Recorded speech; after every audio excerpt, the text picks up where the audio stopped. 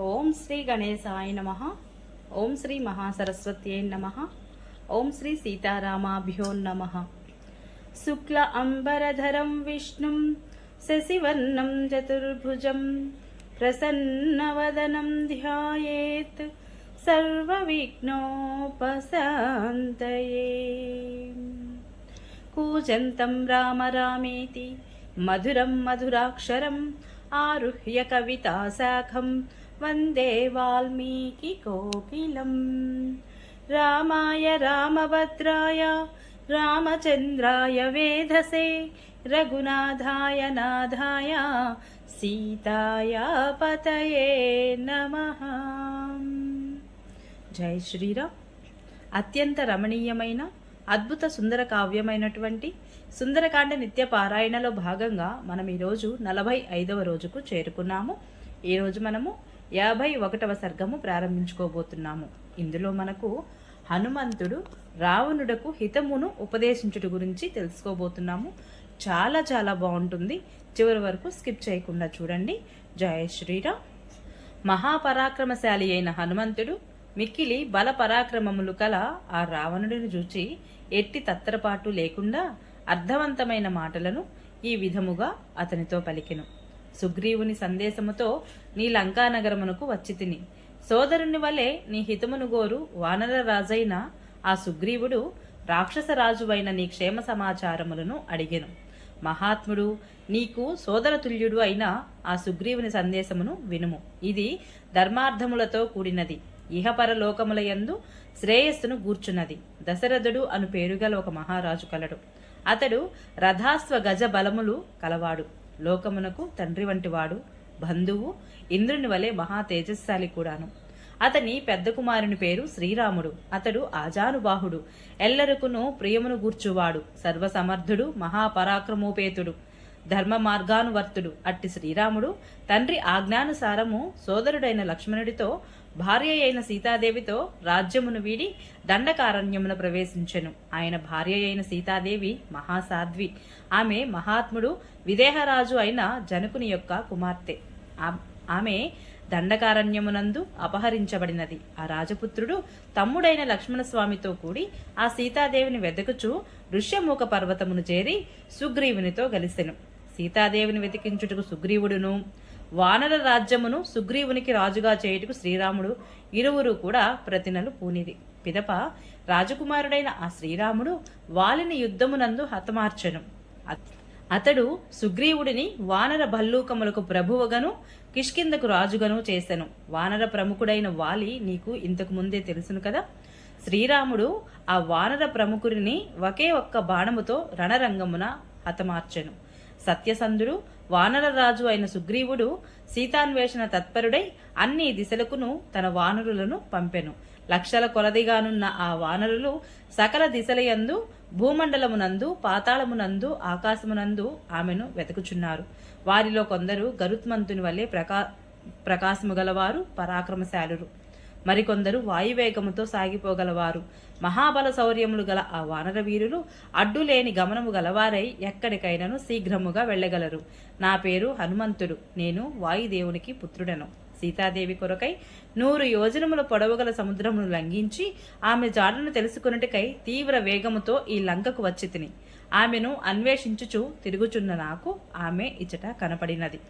ఓ మహాబుద్ధిమంతుడా, నీవు ధర్మార్థములను బాగుగా ఎరిగిన వాడవు. తీవ్ర తపస్సులను ఒనర్చి గొప్ప వరములను పొందినవాడవు. అట్టి నీవు పరసతులను బంధించుట తగదు. ధర్మార్థ శాస్త్రములకు విరుద్ధములైనవి, మిక్కిలి అపాయకరములైనవి మూలమునకే విచ్చిత్తి కూర్చునని అగు దుష్కృత్యములు మీ వంటి బుద్ధిమంతులకు పూనుకొనరు. క్రుద్ధులైన రామలక్ష్మణులు ప్రయోగించిన బాణములకు ఎదురుగా నిలబడుటకు దేవాసురులలో సైతము ఎవరికి శక్తి గలదు? ఎవ్వరూ నిలవజాలరు. ఓ రాజా, ధర్మస్వరూపుడైన శ్రీరామునకు కీడు తలపెట్టిన వానికి ముల్లోకముల యందు సుఖము సున్నా. అందువలన సర్వకాలముల యందును హితమును గూర్చున్నది, ధర్మబద్ధమైనది, అర్థవంతమైనది అగు నా మాటలను ఆలకింపుము. సాక్షాత్తు పురుషోత్తముడైన శ్రీరామునకు జానకీదేవిని అప్పగించుము. నేను సీతాదేవిని కనుగొంటిని. ఇతర వానరులకు అలభ్యమైన జానకీదేవి దర్శనము నాకు ఇచ్చట లభించినది. ఇక తరువాత చేయవలసిన కార్యమును శ్రీరాముడే నిర్ణయించును.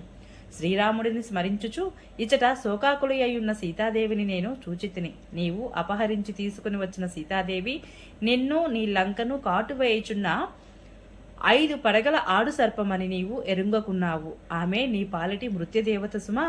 మిక్కిలి విషపూరితమైన అన్నమును భుజించి ఎంతటి జఠరాగ్ని కలిగిన వాడైనను దానిని జీర్ణించుకొనజాలడు.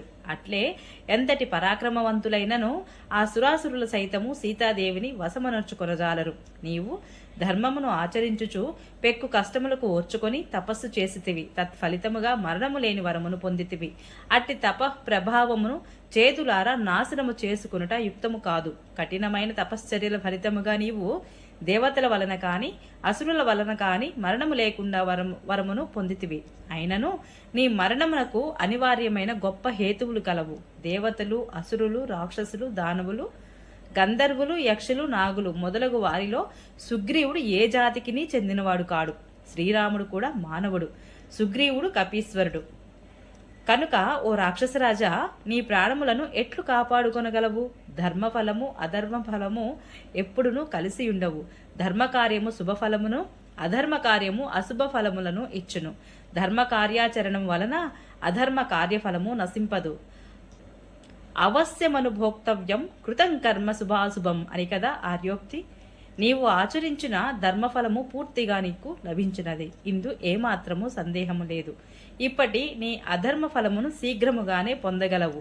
దండకారణ్యమునందలి కరదూషరాదుల వదను, కిష్కిందయందలి వాలివదను, రామసుగ్రీవుల మైత్రిని జ్ఞప్తికి తెచ్చుకొని నీ హితమును గూర్చి బాగుగా ఆలోచించుకొనుము. హయ, రథ, గజ బలములతో కూడిన నీ లంకను సర్వనాశనము చేయుటకు నేనొక్కడినే చాలును. కానీ అందులకు శ్రీరాముని అనుమతి లేదు. సీతాదేవిని అవమానపరిచిన అంటే అపహరించిన శత్రువులను హతమార్చి తీదుదును అని శ్రీరాముడు భల్లూక వానరుల సమక్షమున ప్రతినబూనియున్నాడు. శ్రీరామునకు అపకారము చేయువాడు సాక్షాత్తు ఆ దేవేంద్రుడైనను అతడు సుఖమును పొందజాలడు. ఇంకా నీ వంటి సామాన్యుల విషయము చెప్పనేలా? నీవు అపహరించుకుని వచ్చి నీ లంకలో నిర్బంధించిన సీత సామాన్య స్త్రీయే అని తలంచుచున్నావు. కానీ ఆమె నీ లంకను సర్వనాశనమునర్చడి నీ పాలిట కాళరాత్రి అని ఎరుంగుము. సీతాదేవి స్వరూపమునున్న ప్రబలమైన కాలపాసమును నీవే స్వయముగా నీ మెడకు చుట్టుకుంటేవి. ఇక నీవు క్షేమముగా ఎట్లుందువు ఆలోచింపుము. ఎత్తైన బురుజులతో విశాలమైన వీధులతో కూడియున్న ఈ లంకానగరము సీతాదేవి తేజస్సుచే దగ్ధమైనది. శ్రీరాముని కోపజ్వాలలతో ఇంకను మండిపోవచున్నది అని ఎరుంగుము. మంటలలోనున్న నగరమును చూడుము. ఇప్పటికైనా తెలివి తెచ్చుకొని నిన్ను నీ లంకను కాపాడుకొనుము. ఆత్మీయులైన మిత్రులను, మంత్రులను, బంధువులను, సోదరులను, సుతులను, హితులను, భోగైశ్వర్యములను, భార్యలను వేయేల కడకు నీ బంగారు లంకను నీవు చేతులారా వినాశనమునకు గురి చేయవద్దు. ఓ రాక్షసరాజా, నేను శ్రీరాముని బంటును. ఆయన శక్తితో నేను ఏమైనా చేయగలను. దూతను, నీకు హితోపదేశము చేయుట నా విధి. విశేషించి వానరుడను. శ్రీరాముడు మానవుడు, నీవు రాక్షసుడువు. కావున నేను మధ్యస్థుడను. నాకు ఎట్టి పక్షపాతము లేదు. నా సత్యవచనమును ఆలకింపము.